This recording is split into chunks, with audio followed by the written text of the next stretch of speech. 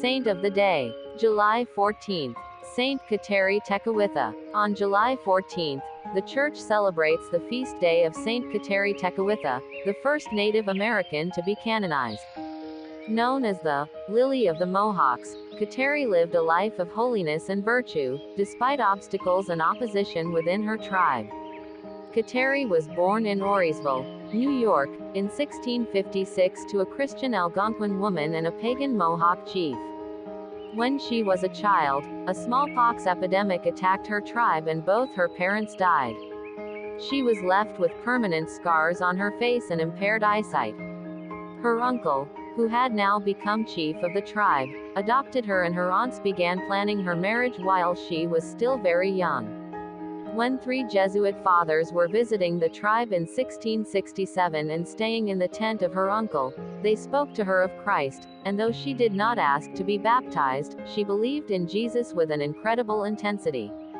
She also realized that she was called into an intimate union with God as a consecrated virgin.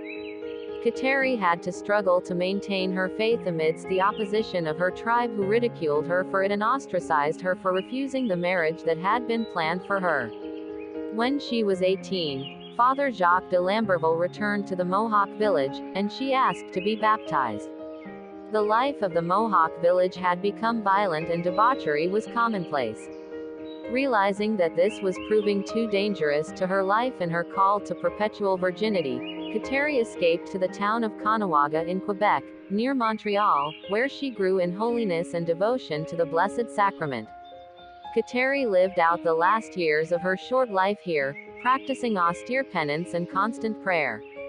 She was said to have reached the highest levels of mystical union with God, and many miracles were attributed to her while she was still alive.